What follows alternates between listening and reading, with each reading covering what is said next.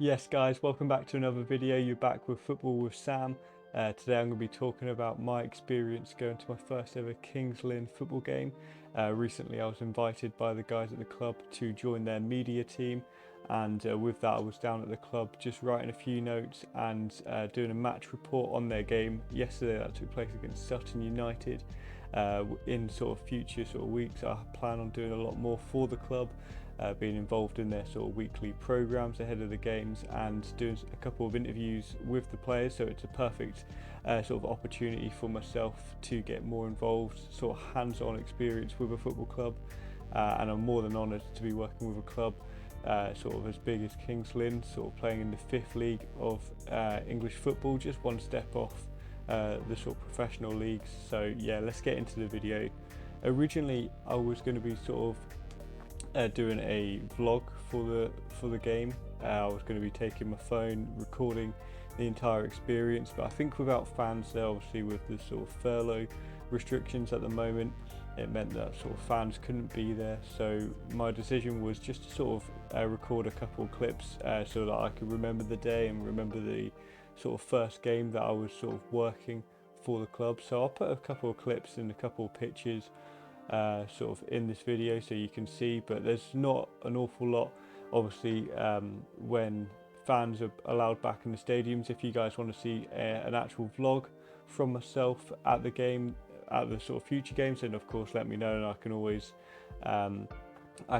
put some of those in for you guys. And now my sort of thoughts on the actual game and the way that Lynn played.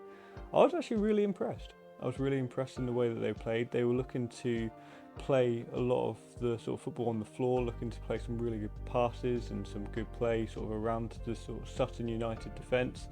Now Sutton United, the opponents for this game were top of the league, and they were 27 points clear of Lynn, and Lynn were sitting third from bottom, so there's a massive difference between the two teams, just to give yourselves a little bit of a sort of perspective in the two teams. And yeah, I think the last time the two teams played, Sutton United were sort of 5-1 winners in that game, so I think every expectation was that they were probably going to repeat that, and they hadn't lost a game in 6 games, so they were in great form. But I was actually really surprised, as I said, in the sort of way the game played out. Sutton were looking to play a lot of long balls over the top. They were really causing problems from their throw-ins from the right back, Dan Barden. They were causing problems from their corners, but the game really bypassed their midfielders, and it was a real good opportunity for Lynn to try and make them pay in the midfield with players like Alfie Payne, Michael Clunan and Sonny Carey, who for me was playing like a Jack Grealish. He was superb in this game. It's not very often that a player from the losing side gets man of the match, but Sonny Carey is definitely a player to keep an eye out on sort of for the remainder of the season. To play against the league leaders and get man of the match is a superb achievement, so he really caught my eye in this game. And yeah, as I say, I was really impressed with him and the sort of build-up play between him and Alfie Payne, who were both sort of rotating the sort of attacking midfield position and playing on the left wing. Yeah, I was really impressed with them. But something that really caught my interest when joining the club as part of their media team was the signing recently of Simeon Jackson. Now, most of you, if you watch a lot of Premier League, watch a lot of Norwich specifically, you will know that Simeon Jackson recently played for Norwich City. He was involved and scored one of the most famous goals sort of recent times for the club, that helped him get promoted from the Championship to the Premier League, and he's sort of been in and around the sort of Championship, Premier League, played briefly in the Bundesliga as well. So yeah, he was a sort of a massive excitement, bringing back a few memories from my childhood. So seeing him in the flesh, seeing him play for Lynn, caught me by surprise massively. But no, it was a real pleasure to see him play. His hold-up play was excellent. Just would have liked to see him take a few more shots and test their goalkeeper a little bit more in this game. But as they sort of play a few teams lower down in the league, you hope that players like Jackson, as I say, Sonny Carey, Alfie Payne, these sort of players who's just come back to the club, all these players, you sort of hope that they will start to test some of the smaller teams in the league and really cause a lot of problems for them. As I mentioned, a few of these players like Michael Clunan, Alfie Payne, Sonny Carey.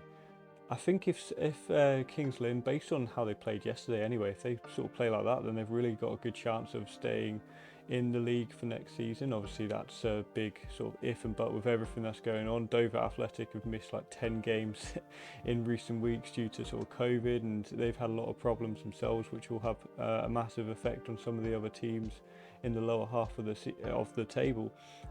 But if all being said that Kings Lynn do stay up this season, then they definitely have the players to sort of build the sort of foundations to get a good team going for next season. They've got some of the players that I mentioned earlier on, who can really sort of build the foundations of playing the right way. Under Ian Culverhouse, they're playing some really good football, some attractive football. I didn't know a whole lot about their style of play before going to the game yesterday. But as I said earlier, sort of given the conditions of the pitch being a little bit bobbly, they did a really good job of trying to play the right way. And as I say, if they can stay in the league this season and keep a large hold on some of these players, then they really have the sort of players to build and improve for next season, which will be really exciting.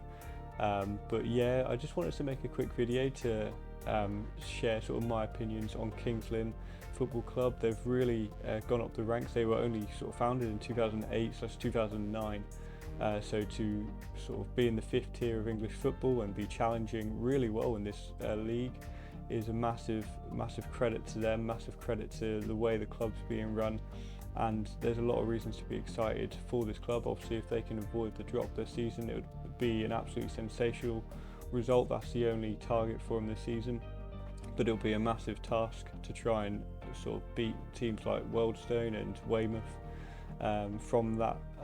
But no, as I say, I'm really excited on a personal level, on a career level, to try and help this club in terms of its media production. But yeah, if you want to see more content like this, if you want to see me do more vlogs, actually go into the game and seeing a little bit behind the scenes of what it's like at the club, be sure to let me know. But besides that, have a lovely rest of your week, guys. Take care and subscribe. Peace out.